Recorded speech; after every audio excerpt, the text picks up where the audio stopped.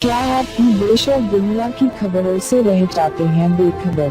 तो सब्सक्राइब कर लीजिए हमारे HT न्यूज चैनल को और बेल आइकॉन को दबाना मत भूलिएगा। पाकिस्तान के पूर्व कप्तान और ऑलराउंडर शोएब मलिक के साथ रविवार रात बड़ा हादसा हो गया।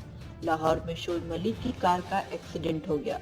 मलिक की कार सड़क किनारे खड़े एक ट्रक से जा टकराई। हादसे के बाद मलिक की कार बुरी तरह क्षतिग्रस्त हो गई, लेकिन शोएब मलिक बाल बाल बच गए। टेनिस स्टार सानिया मिर्जा के पति शोएब मलिक पाकिस्तान सुपर लीग के प्ले ड्रॉप कार्यक्रम से घर जा रहे थे और कुछ दूरी पर ही स्थित नेशनल हाई परफॉर्मेंस सेंटर के पास उनकी कार ट्रक से जा टकराई।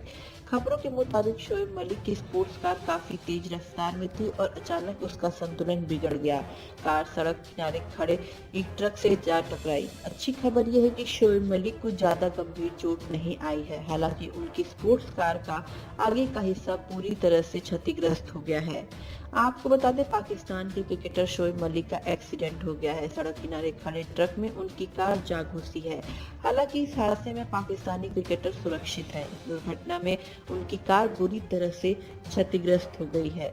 शोएब मलिक भारतीय टेनिस स्टार सानिया मिर्जा के पति हैं। लाहौर के नेशनल हाई परफॉर्मेंस सेंटर के पास एक रेस्टोरेंट के नजदीक एक ट्रक खड़ी थी, जिससे जाकर शोएब मलिक की स्पोर्ट्स कार टकरा गई। स्पोर्ट्स कार का अगला हिस्सा बुरी तरह टूट गया। पाकिस्तान के जियो न्यूज के मुताबिक एक प्रत्यक्षदर्शी ने बताया कि क्रिकेटर की स्पोर्ट्स कार NHPC से तेज स्पीड में निकली, लेकिन वो कंट्रोल में नहीं थी, जिसकी वजह से ये फिसल गई और जाकर ट्रक से टकरा गई।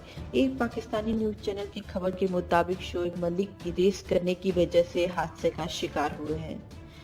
बता दें, शोएब मलिक पिछले 21 सालों से इंटरनेशनल क्रिकेट खेल रहे हैं। इस ऑलराउंडर ने पाकिस्तान के लिए 35 टेस्ट मैचों में 1898 रन बनाए हैं और उनके नाम 32 टेस्ट विकेट भी है। मलिक ने 287 वनडे और 116 T20 मैचों में भी पाकिस्तान का प्रतिनिधित्व किया है।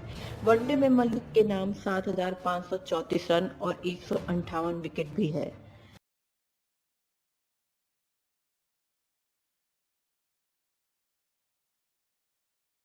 क्या आप देश और दुनिया की खबरों से रह जाते हैं बेखबर?